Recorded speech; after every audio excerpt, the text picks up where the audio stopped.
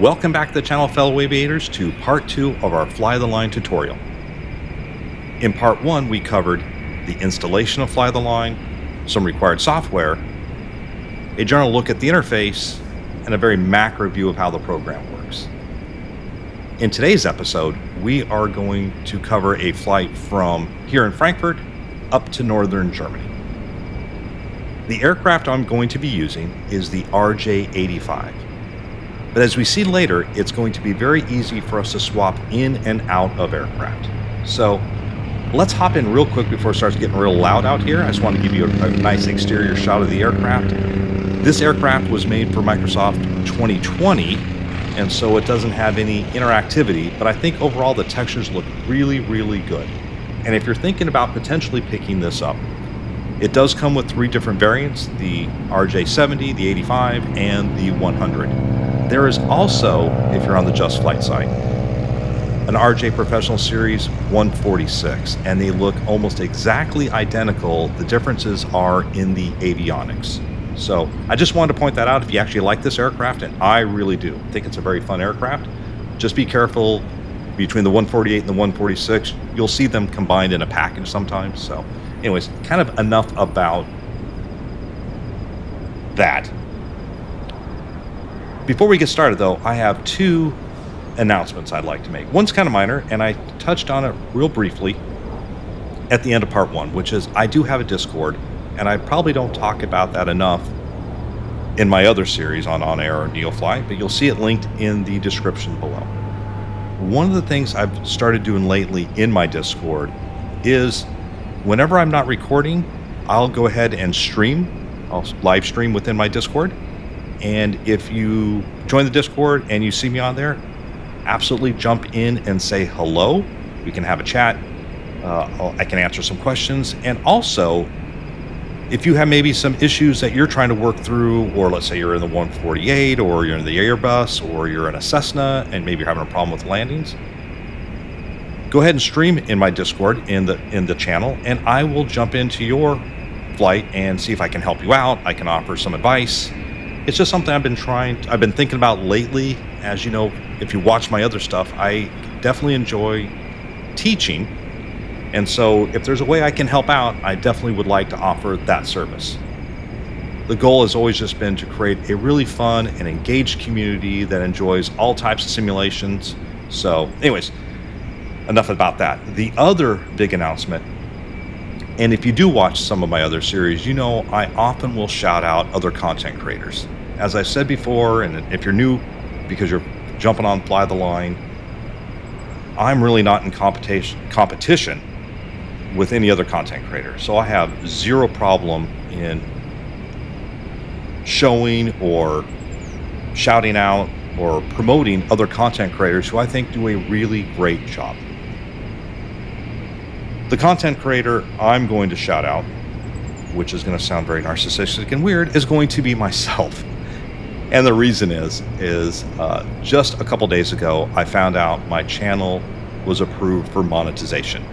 So it's a really big hurdle to get over. In fact, I think the stats are something like only about 5% of all YouTube channels are monetized. Effectively, it really doesn't mean much of anything. I literally have the potential to earn maybe pennies a month, but it was a goal I set for myself, which I thought was really ambitious. I was hoping to be monetized in maybe a year longer. I did it in about a little over 9 months, and that's all thanks to you, to everyone who took the time to like, subscribe. You know, I'm noticing now with a lot of my videos, when I do look at my stats, I've now kind of maybe hit a little bit of the YouTube algorithm, which is awesome. So anyways, it's starting to get loud out here. So let's jump inside, as it's much quieter in here and it'll be easier to talk. So what are we going to do today? Well, I think we're going to spend some time on the process. Because what I'd like for you to do is understand, maybe in the real world, but I think even here in Microsoft Flight Simulator, how to best get the aircraft up and running. I know from talking to people in my Discord, there can be some sort of confusion, almost maybe intimidated, because there's just so many buttons and switches. What do you do when? How do you do it? And so I would like to kind of break it down a little bit. As you'll often hear me say, I want to give you the ability to do things in a repeatable fashion with like repeatable results, right? So for landing, let's start off in a good stabilized approach. And for here, let's get the aircraft started up, whether it's this aircraft or the Airbus, the Citation, anything else. Let's get some fundamental concepts down, and then we'll have to make some slight adjustments for each aircraft. But I think if we have a general game plan, it'll work much easier for you guys. All right. So, but before we even get started with that, let's jump right back into Fly the Line. And you see, this is where we left off in the last episode. We're on our main screen. We have our very first sector or leg from Frankfurt up to northern Germany. And the only thing we need to do now is you see the glowing dispatch button. We're connected to the sim. So all we're going to do is just click dispatch. And then we just choose the aircraft we would like. I've already put in 3 different aircrafts, the Citation X, the 85, and the 319. We will definitely add more later. But we're going to do the RJ85. And then we're going to apply SimBrief. So hopefully before you've got to this stage, you've gone into SimBrief and created a flight plan. If you're unsure how to do that, and I've demonstrated in some other videos, but if there's a lot of new people in here, leave a comment in the comment section. That's repetitive, but let me know, and I will cover maybe a little bit in more depth in detail. All right. After you've done that, we're just going to go to aircraft, and now you see the countdown timer has started. We're on the clock. All right, but now we're effectively done until we land. We really don't have much else to do. So now let's jump back into the aircraft and go over some of the steps I think will help you to be successful. All right, so now that we're back in the aircraft, I'd like to break this down into a couple major components. Number 1, let's get power applied to the aircraft. This is really important, especially depending on which aircraft you're flying. The more study level aircraft, if you don't apply power, and relatively soon, you can kill the batteries. That's absolutely 100% the case in the Black Square Starship. And I know if you're in the Phoenix, your EFB will die. And in the real world, when I'm flying the Airbus, once I put the main batteries on, I have approximately 5 minutes before I either need to put shore power on or the APU, or I'm going to kill the batteries. So I think one of the very first things you're going to want to do is get power applied to the aircraft. Next thing, whether you're using GSX Pro or the included EFB, which in this aircraft is right here, you're going to need to want to deal with catering if you're using GSX, fuel, and passengers. After that, we need to run through just about everything all the way up to the before start checklist. So in this aircraft, there'll be a lot of lights and buttons we're going to have to get ready to get going. There are systems that we're going to have to check. In the Airbus, same thing. Once we've done all that and we're basically ready to start the aircraft, at that point, if you're using an AI ATC program like Beyond ATC or Say Intentions, now would be the time to get your ATIS and your clearance. Once you're done with that, after that, you're going to want to program the CDU, the MICDU, FMS, whatever it's called. You're going to want to get your flight plan in. And that's going to, of course, consist of your SID, your STAR, going through the route, making sure there's no discontinuities or discos in there, so everything looks good and it's ready to go. After that, then we're going to probably come up to, I'm going all over the place, can't remember. We're going to get the autopilot panel set up. We're going to get our flaps in. We're going to get the aircraft completely ready to go. And then finally, we're ready to start the engines. So now we have a question that we maybe don't need to answer, but let me just talk a little bit about it anyways. Should you start at the gate? Well, in the real world, we never start at the gate unless you have an APU malfunction. The primary purpose of the APU is to provide pneumatics, air, and electricity to get the engines up and running, because obviously an aircraft battery is not going to be powerful enough to get those turbine engines spun up. So unless the APU is busted, then if it is, then we bring in we call it a huffer cart, which will bring in air if the APU is not working. A couple weeks ago, I had an APU, but it couldn't produce electricity, so I had to start the gate under shore power. But for the most part, we're going to pull out, and then we'll start the engines after we get tugged out. However, we are only one person, right? So I just said previously, let's get our flaps in, let's get the autopilot set up with our altitudes. In the real world, we would be doing that on the move. But there's only one of us, right? And so normally what's going to happen, let's say when I'm in the Airbus, we tugged out of the gate, I've asked for the after start sequence, and now my first officer, he's shutting off the APU, he's arming the spoilers, turning the igniters off, setting the flaps, putting our brakes in. Then we're going through a checklist, and then we're going to taxi out, and I'm going to ask him to brief, and then he's going to set up the aircraft a little bit more and do some more things. It's kind of hard by ourselves. So, one of the reasons we don't start at the gate is, one, there are often catering trucks and people behind us. There's ground personnel, right? We don't have that issue here, right? So there's nothing wrong, in my opinion, just getting the aircraft started up at the gate if you like, getting the flap set here at the gate if you like, because it's one less thing you have to do while you're taxiing. So, you might see some other content creators, and there's nothing wrong if you want to do it literally in the way you would literally do it with an airline. But I know there's a lot of newer people, and we're just trying to learn and get through this process effectively. And while you're trying to learn how to taxi, or you're taxiing out, then reaching over and doing flaps, and then trying to run another checklist maybe at the same time, because everything in the airlines is checklist driven, right? Getting all that stuff done can be a bit hectic. So whatever we can do while we're sitting here at the gate is probably what we should do, right? So that's kind of like the major steps I would take. I think I've got 7 of them in there, right?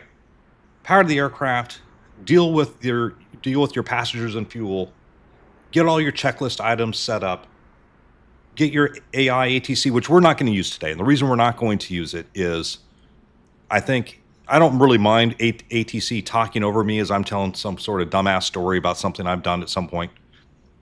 But here I'm just trying to do a little bit of teaching, and it can be a bit distracting as I'm trying to talk and then have to listen to them and then stop when I'm talking because we're talking over each other. So this episode, and probably the next episode, where we really go through the entire startup of the aircraft, which we're not going to do today. That's probably, honestly, for me to walk you through, that's an extra 15, 20 minutes. And I bet you we're probably 15 minutes in this video so far, and we haven't, quote unquote, accomplished anything. So I'm going to run through a couple things real quickly from this point on. So I just think for this flight and the next one, probably no AI ATC.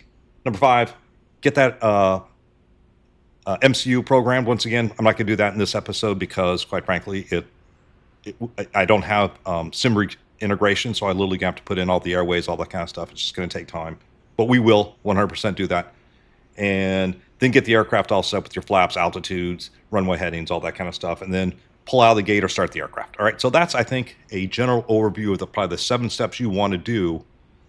And from there, we're going to break it down as we fly each aircraft, how to do each one of those steps, okay?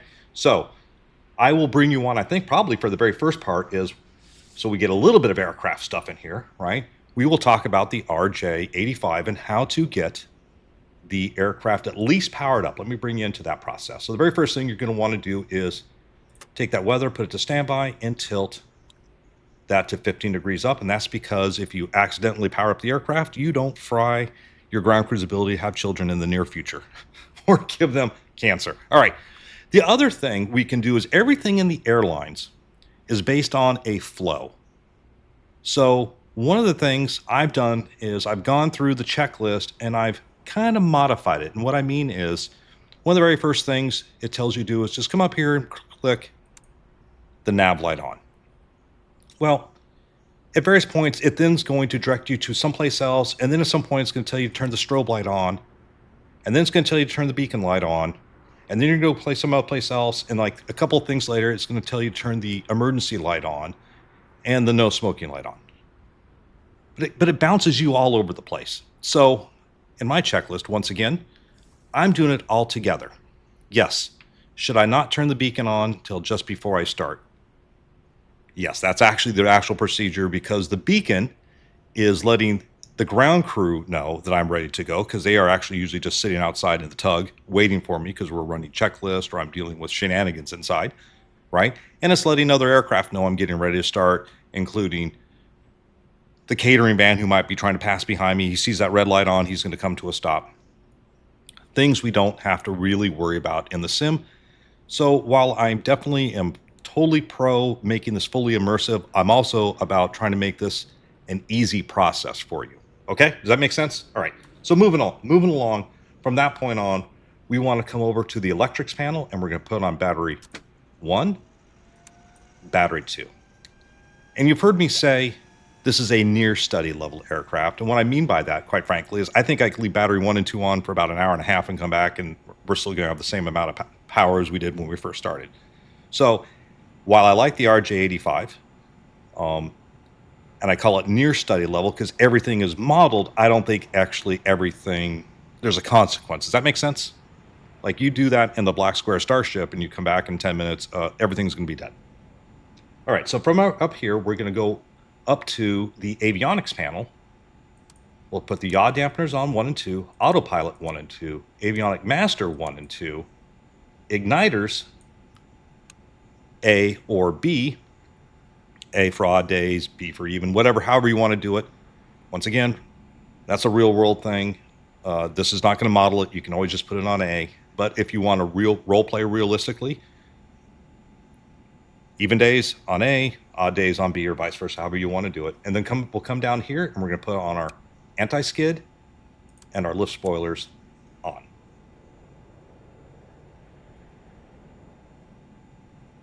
And then we're going to come down here. We got battery 1 and 2 on. Once again, I am, just to make my life easy, normally I put battery 1 and 2 on, and before I even go back up to the avionics panel, since I'm right here, I will put, this is a 3-way toggle, I'll put the APU gen on.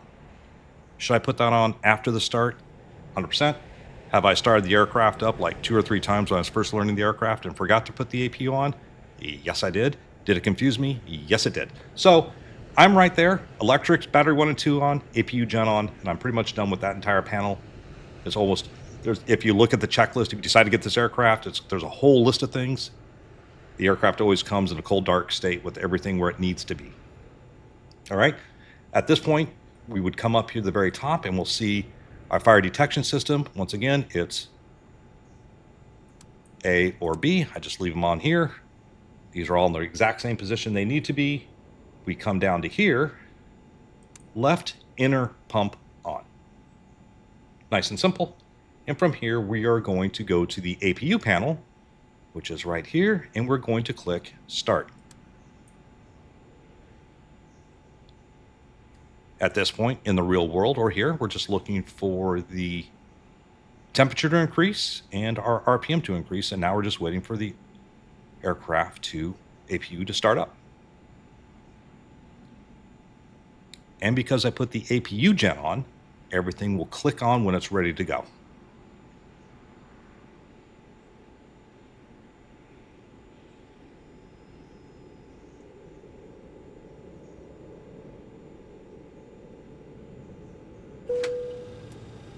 And now we've established power to the aircraft. After this, it's going to tell you to put your APU air on, so we can do that. And now we've effectively got power to the aircraft. And now one more thing I'm going to do, just because it's in this aircraft, we get rid of the yoke by pressing right here. We'll do that for my completely useless FO over there. And we're going to put our IFIS on my side, IFIS on his side. And then next, really importantly, we need to start aligning the INS system. But now that we've done that, we've now supplied power to the aircraft. We're now ready to move on, which I'm going to probably cover that off screen. the rest of the checklist to get this aircraft up and ready to go. But now, as I mentioned, step 2, we need to think about fuel, catering, all that kind of stuff. So for here, I'll come up to GSX. I'm going to request catering service. Once again, do we need to do that? No. But if we're flying something like the Phoenix and we're using GSX, all that stuff is really modeled nicely. I don't think in this aircraft, I've looked to find different aircraft profiles. I found one for the 146, which is basically the same aircraft, but I think if I come outside here, yeah, nothing's going on, right? If you were in the Phoenix, literally like the little poo truck would come up, right? The guy for the empty, the lab right underneath the tail. When I started the baggage handling process, they would bring baggage handlers would come in. We might get that here, but catering doesn't really work. But what I wanted to do was, once again, whether any aircraft we use, let's just use the same procedure, and then we don't have to do a whole lot of independent thinking about it. So we'll come back up here to GSX again, and then we can request boarding. Boarding requested. And from here, it will bring in our jet bridge. And when we come down here, we need to have total passengers. Well, I think, if I remember, I wrote down, I think it was 48. So we need to put in our passengers. And then we also have fuel, which I have been doing just because it's easy. I've been printing out the first couple pages of the OFP, which is from SimBrief, because it gives me all this information. I just happen to know it is, because I have it written down right in front of me, 12,000 pounds. We can hit enter. And then we can do start refueling. Let's get that going. General rule of thumb, by the way, if you're trying to do this realistically, is to, well, I don't like the GSX tug on this aircraft, and we're going to board both. Pilot's boarding started. It's about 1,000 pounds per minute. Crew, arm doors, and cross-check. So if you're in the Airbus and you're picking on 25,000 pounds of fuel, you're going to be there a while. I do like a 10-minute fueling up thing. I want the process. I don't know. Okay, thank you. I just kind of want to do the process, but not necessarily. Once again, let's double check outside. Oh, there's our catering trucks. All right, they did show. All right, and then at some point we will get the fuel truck to come up and do its thing too. So we'll experiment or play more with that later. Departure checks completed. Bypass pin inserted. Okay, thank you very much. All right, and then once again, I think we still need to get our passengers on board, so that's starting that process, and we need to get. Oh, we got to open up all of our doors. And then we got to get our. While that's going, we'll get our. Actually, I think we have to wait until we get. Still waiting for them to get on board. We're boarding the crew now. What you will see, my completely useless FO, he does absolutely nothing there. Oh, they're getting all ready. Your crew has boarded. Okay, crew boarded. Now we can bring in the passengers. Passengers boarding started. And we'll get everybody up and boarded. So, open forward passenger. Okay.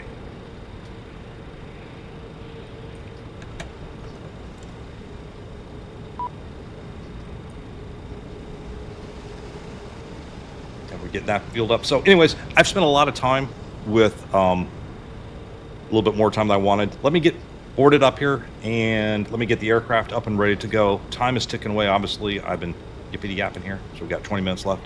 I don't care. But by the way, let me just point this out right now. If you have something happen or it's taking too long, you simply can just go to, I just realized you can't see it because I'm in OBS right now.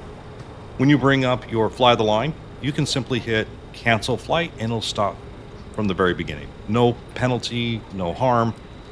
Also, you could theoretically, Pastor 12C is starting to board now. There's us catering. You could do all this stuff. Then if you're really concerned about your boarding time, you could then do this after, right? So In any event, we got passengers coming on board now. Let me go through the rest of the startup sequence. It would take a real long time for me to explain it. In the next episode, we will go through, in the same way I did, just kind of like applying power, we'll go through all the checks so you understand how to fly this aircraft. And we're going to do that for every single aircraft we fly. So if you have an aircraft you would like to fly and it's a jet, leave it in the comments below. I'll pick it up and we will do it. All right. So I will see you all in just a few seconds as we're kind of just getting ready to get those engines started. All right, everybody, I am back with you. The aircraft is set up and ready to go. We've run through the remaining checklists. I have the autopilot panel set up. And if I look down here, I've got the flight plan is inserted. We will cover each of those in great detail as we go through the remainder of these flights. But I know we're probably at about 25, 26 minutes, something like that already. And I want to kind of get the process moving. So, we've connected the tug. Okay, we've got 10 minutes left. Okay, I got you. He will yell at you. All right, so the tug is all connected. So the next thing I want to do is remove the chocks, take my parking brake off, and then we are just going to pull out if I want a little bit faster speed. About 4 miles an hour. We'll get our track IR on. Check it out. And all we're going to do is just kind of come all the way out here. Right about here, I'll ask him to make a little bit of a turn. We effectively need to do a 180 right here. A little bit more. So I'll slow it down.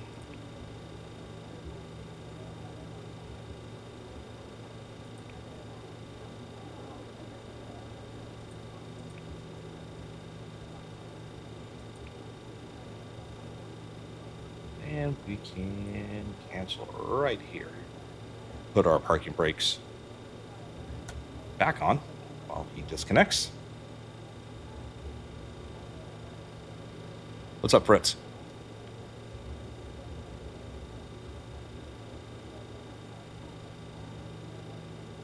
All right, so parking brake back off, and we will now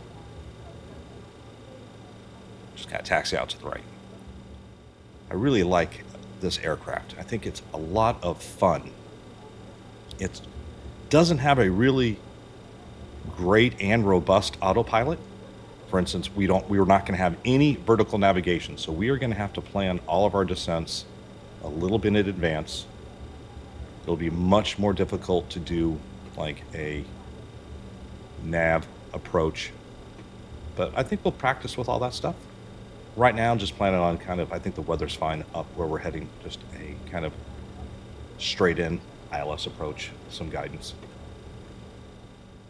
So I said, I hope you enjoy this series. I think I'm really excited about Fly the Line.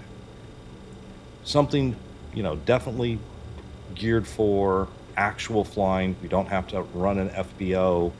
We don't have to try to figure out what cargo we're going to sell at another destination or try to find a secret mission so we can make extra cash. Something just geared a little bit for actual airline flying.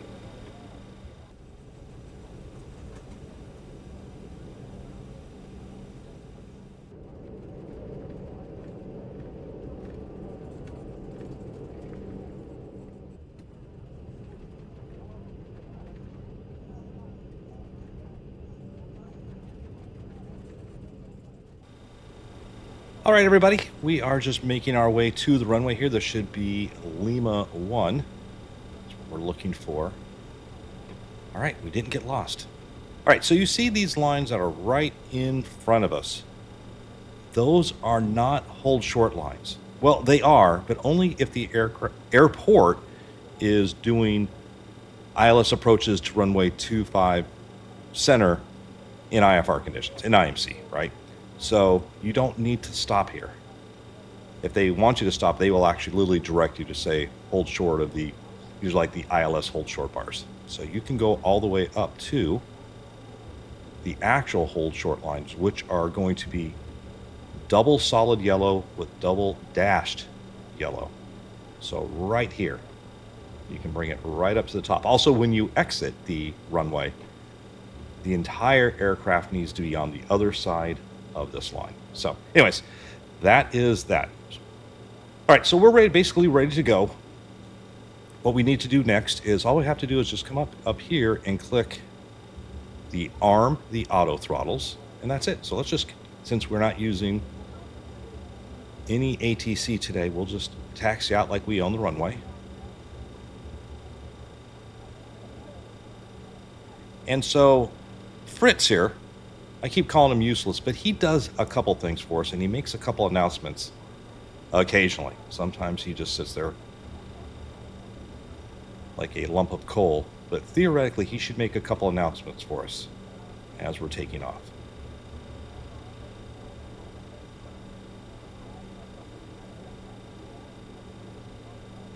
And these yellow lines, those are lead off lines, not lead on, which means you don't have to follow them on the way up. You can, but almost every pilot is going to try to get as much runway as possible. What are the three most useless things in aviation? What is it? The runway behind you, the sky above you, and the gas you've already burned. So most pilots are going to try to take the entire runway. Okay, so the takeoff procedure here. As I mentioned, we do not have nav capability to fly a vertical profile. So I've set in 27,000 feet. If this, because once again, I'm not using any ATC, this SID doesn't call for any specific checkpoints, but if not, I'd put in each checkpoint and then continue up that way. But I'm just using top of the climb. So what we're going to do is we're going to bring up the throttles to about 50%. From there, there's a click button right below the VHF nav area. I'll circle that in editing. And right here, that's glowing there for you, that is the takeoff button. Oops. And so what we're going to do is bring up to 50%. We are going to click that click spot. It'll bring the throttles all the way up. Fritz here, if he's not falling asleep, should say something like thrust is set. At that point, we release the brakes, and then he'll give us a couple airspeed callouts with the main rotation being, I think he says go, which is, I don't know. Anyway, so that is the plan. So let's start bringing our throttle up. About 50% or so on the N1. We'll click here.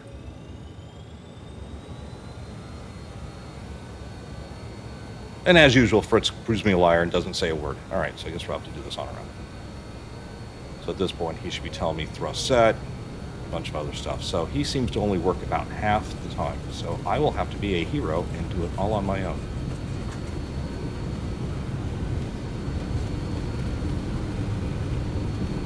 As I kind of glance down here, looking at my rotation speed, which is the blue dot, right about there, I will probably see if I can fly runway heading. Where am I going?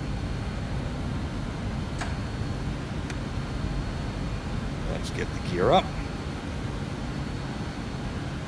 And I should be following the command bars right to there. And since I'm busy talking, we're going to press level change, LNAV,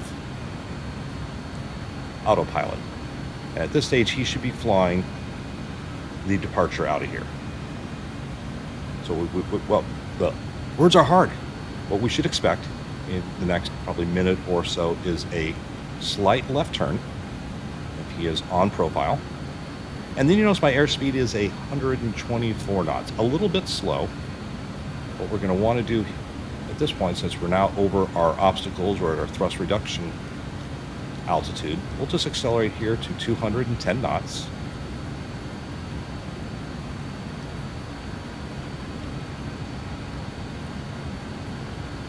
Our flap VLE, or never exceed speed for flaps 18, is going to be 250 knots, or I'm sorry, 215 knots. And if we look down at our PFD, you see that blue triangle, which is at 210, and then right above it, we see the flap never exceed speed. So right about here, we'll just bring our flaps up, lead it a little bit. We can verify on our gauge, which I will circle, that the flaps have gone to 0. They have. And once we've done that, we can now accelerate to 250 knots.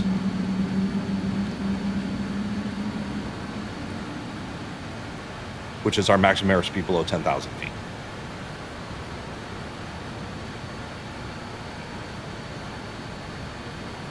And that is how you depart. So while we don't have vertical capability, we do have the ability to follow a GPS signal, heading signal. We'll be able to take the ILS in. It will basically follow the glide slope on the way down. It's just not going to be able to hold a specific speed for us. Or actually, I should say, it will hold a specific speed. So it really is just kind of flying an attitude and airspeed. So we'll talk about that as we get a little bit closer. Clearly, you see, this morning, I have not had my coffee, as I am struggling with words again today. Dude, you are literally worthless. You had one job only. He should also give you a warning as you approach the speeds. He will tell you speed checked. Bring the flaps up, but he apparently had a night last night.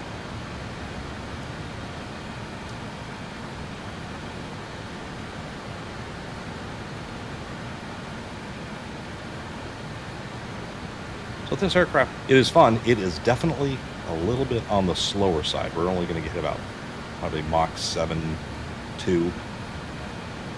What they consider a fast climb out here as we come up on 10,000 feet will be 280 knots.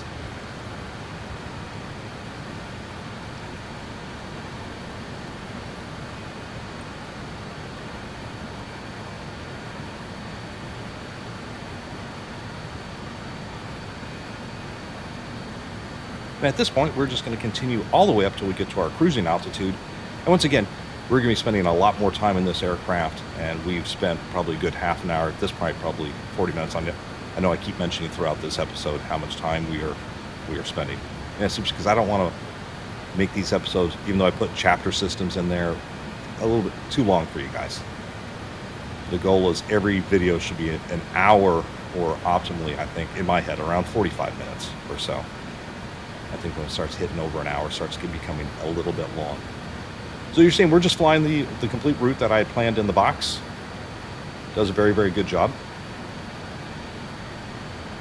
Coming up on speed there, you see right now that once again back in the PFD, we're going to hold right at 280. So it will hold this airspeed for us.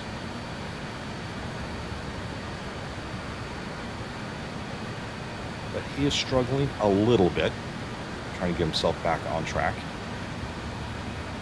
We're looking down at the ND. But does a really good job. It's just a little bit of an older plane, so a lot of the capabilities that we kind of take for granted just really weren't invented.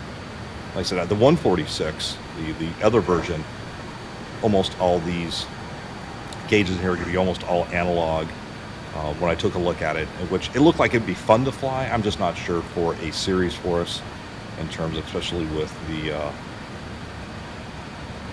programming the MICDU or the CDU, whatever you call them, the FMS, all that kind of stuff. It was just going to be a little bit of a pain in the butt. So I thought this was a great mix of a little bit of old school technology.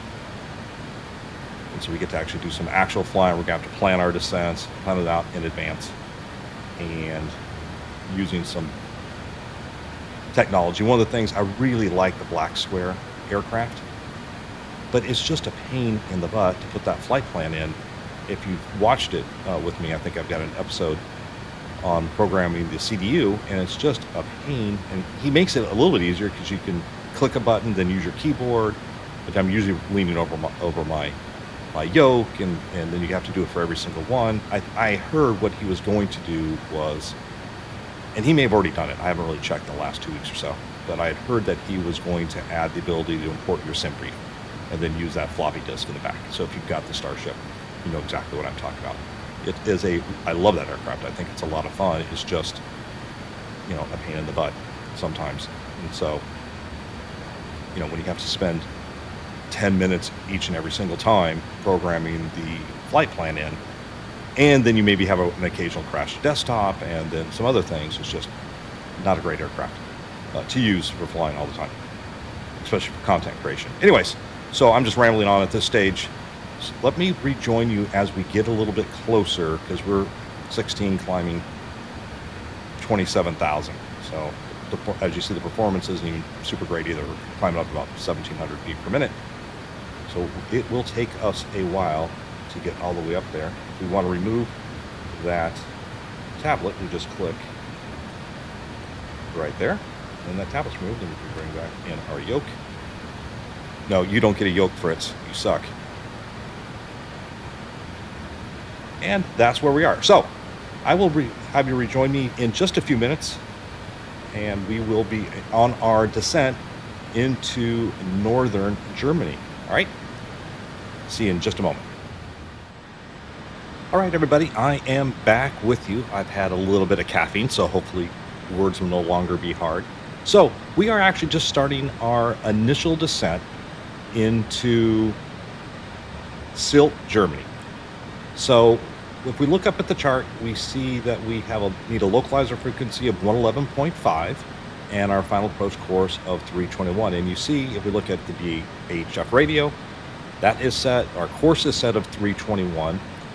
And you also see I've set an altitude of 12,000. Now, there is no star coming in here, but we know if we look back at the chart, we need to be at Old Dip at 3,000, and then Sylta is also at 3,000. So what I've done is I went into my flight plan, and you see I put in 12,000 at Bedos. And all I've done is hit the slash key, which I'm highlighting right there, then typed in 2,000, and then dropped it in line select 4, L4 to 12,000. And it's just giving me a target to aim for, because I know from contrary, if you see down there, it says from Bedos to Old Dip, it's 4,355 nautical miles. I don't know what that means, but I have another, I think when I was looking at my chart, roughly 20 something miles. And so I need to get from 12,000 down to 3,000. So I just put in my own numbers right there. And if we come up here, since we don't have vertical navigation, what we need to use is vertical speed. So I've set in a vertical speed of 12,000. And when I look down at my ND, you see that green, what we call the banana? Let me zoom in here right there. That is telling me where I'm going to level off at 12,000 feet. So if I maintain this currently, I'm just gonna miss it by a little bit. So what we'll just do is dial in, let's say 2,500 for now, just so we can see the difference. We'll bring our speed down a little bit more back. 280 is what they recommend on the speed.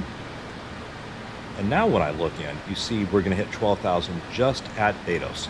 So that's the exact same thing I'm going to do as we cross Bedos. I'll dial in 3,000 feet for Old Dip, and I'll also start a deceleration as we pass through 10,000 feet down to about 250 knots. So we're only doing 280, so that'll be fairly easy to do. If not, I have amazingly large speed brakes that I can use. So anyways, I just want to check in real quick, and I'll kick you out here, and I'll rejoin you as we're getting close to final. But I just kind of want to show you kind of how we do the descent planning in this aircraft, since we're not going to be able to just kind of dial in an altitude and just let it do its own thing. We're going to have to be an active participant in this. So we got another 20 miles to go here before we get to Bedos, and then I'm going to have to get down to Old Dip. So I'll probably join you as we're getting a little bit closer to Old Dip in a couple minutes, okay? All right, everybody, I am back with you. You see we're coming down on 8,000, descending down to 3,000. If we look at, we call it the banana there on our ND, the green line, we will hit 3,000 just before Old Dip, coming down at a vertical speed here of about 2,200 feet. And we're already got our speed down to 250, well, go a little bit fast, 262. So what I can do is pop out my speed brakes, which of those are things right there, massive. And then I will, sure, let's go back inside. Right back in there at 250 knots. So those things are awesome. All right, so we got about 3,000 feet to go. And if we look down at the ND, you see that just a whole bunch of squiggly little lines there. So that explains why we're getting that 4,300 roughly miles. It's in some weird loop. So what we've done, in case the nav system freaks out for us, we have a heading of 321, which will be the heading not only for our approach, but it's basically straight in from Old Dip to, let me bring our chart back up so you know what I'm talking about, from Old Dip down there to Silta. So if we don't get anything other than 321 here, then we can make some real quick connections. If we don't pick up the ILS, I know I need to probably be doing around 600 feet per minute, roughly. So the plan is right at Old Dip, I'm going to slow up to 210 knots, and I'll get flaps 18 in. I'm going to continue to decelerate to 170 knots or so and get flaps 24, and then I should be able to just kind of manage my speed and gear 4,000 to 73 all the way into on the ILS. So just a lot of things we're going to have to kind of do very, very quickly, but it's, I think, very fun. So we shouldn't have to do anything else other than activate the approach. I know you're probably looking down at the autopilot panel and say, well, look, it has vertical nav right there. Well, it also has MLS, which stands for Microwave Landing System. So when they built these planes originally, they thought they wanted to future-proof them, and so there are some buttons on there that just simply do not work. Anyway, so we're coming up on 3,000 feet, coming up, looking right down here at Old Dip, and I'm just going to start slowing us up to 210 on the speed.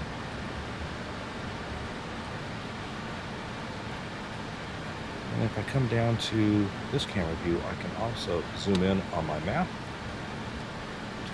10 nautical miles. And what are we doing? We doing 321? Is it heading straight in? All right, looks like it. And if we look down here, we see we picked up our DME. I'll circle that right there. So we picked up the DME. And now as we come up on 210 knots, let's go ahead and bring in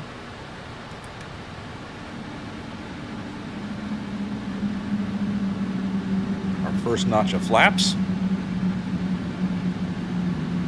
from here, and we'll just continue to decelerate down to about 170 knots.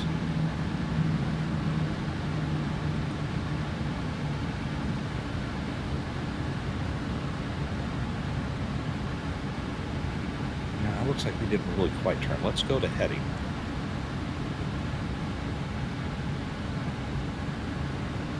We can put approach on and see if it will capture. Yeah, so you see, no wonder if I look down at the end of here, I got a little distracted. We're all the way left of where Silta should be. So what we're going to do here is we're heading in, cross over in front of Silta, right there.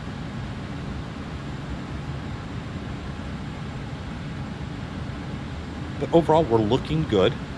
We have a DME, which means we picked up the localizer. We are at the proper altitude we need to be before we get to the final approach fix, which is 3,000 at Silta.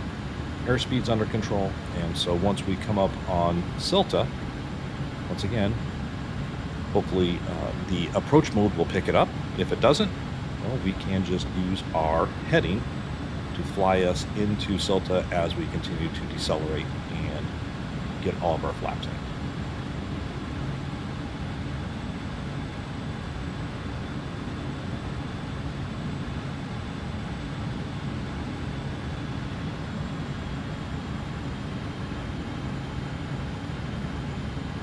So it looks like it was, I'm just looking at the chart right now, I'm guessing it was trying to fly, I don't know what it was doing. It's like it almost was kind of going on the reverse course back out towards the missed approach procedure. I don't know.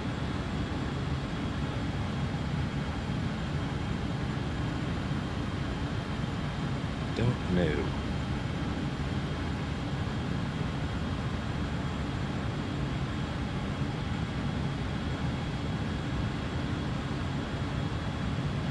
I'd like to see is if this picks, actually the approach mode picks up with all the craziness going on down there. And I have noticed a couple airports, actually, I don't know if you guys have seen this, where you actually pick up the localizer and the glide slope, but for whatever reason, nothing happens, doesn't make the actual approach. So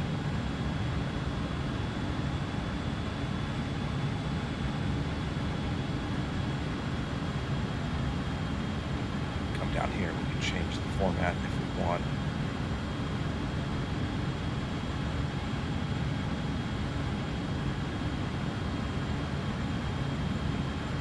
Looks like it's going to pick it up.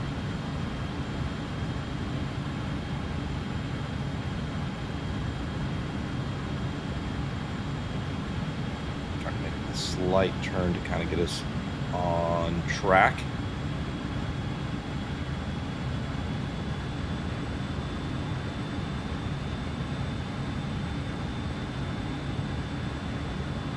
Luckily, we have our own map up on our EFB on our chart, so we have a general idea of where we are at.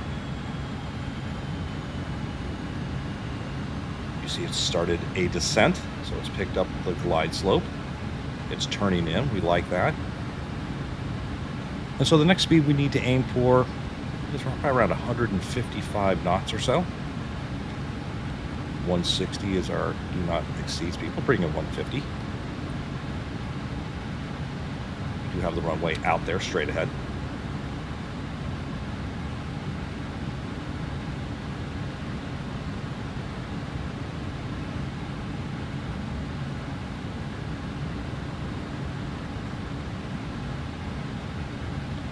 All right, so we hit 150. We'll go ahead and bring in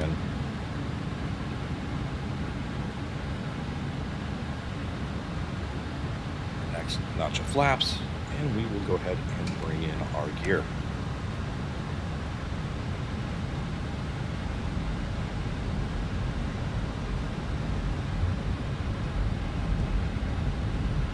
Airport elevation's only 52 feet, so we're got plenty of time.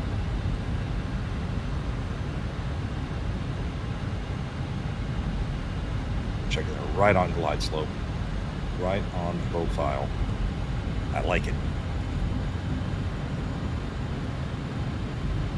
Right, let's bring in our next notch of flaps. Now we're going to go down to our approach speed of, if I look at the chart over here, I'll circle it for you right there, but it's 113 knots. So let's go ahead and continue to decelerate to 113.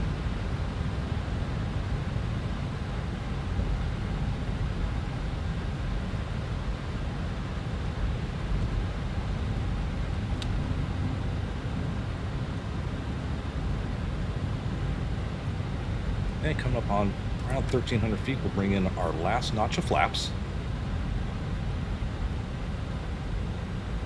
And now we are fully configured with 1,000 feet to go, which is always, I think, kind of the goal, especially when you're flying a large aircraft like this.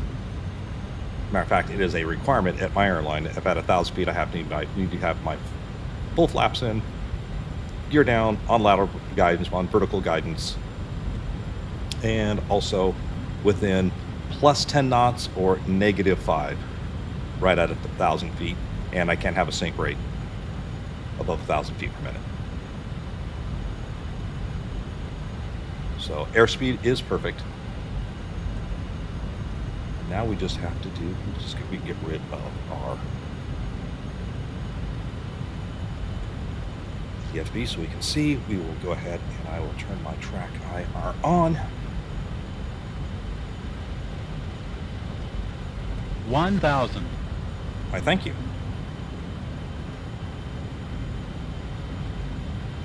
Thanks for nothing.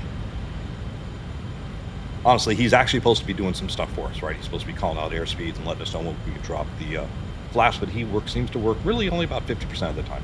So, and one of the weird things we're supposed to do is as we kind of get into the flare around 40 feet, we are supposed to bring in, let's see if I can show you, is the air brakes right there. And you want to bring in air brakes just on short final.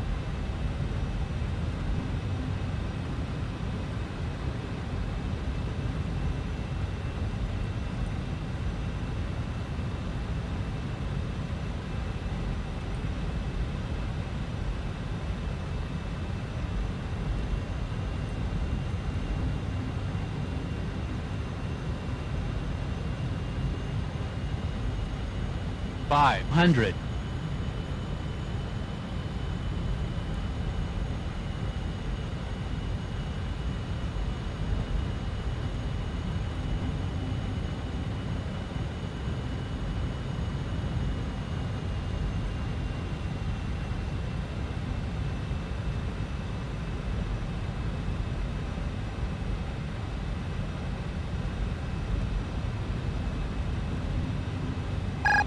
All right, we'll take out the autopilot. Time to be a hero. Get my hand. Minimums.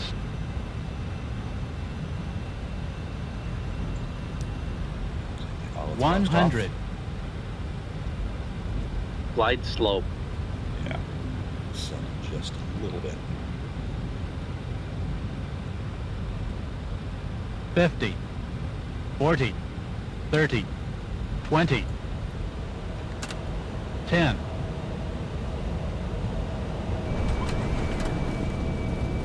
We're down. That was close. I do not have the landing profile yet. Yeah, scattered applause. All right, that little dinging is letting me know that we are there.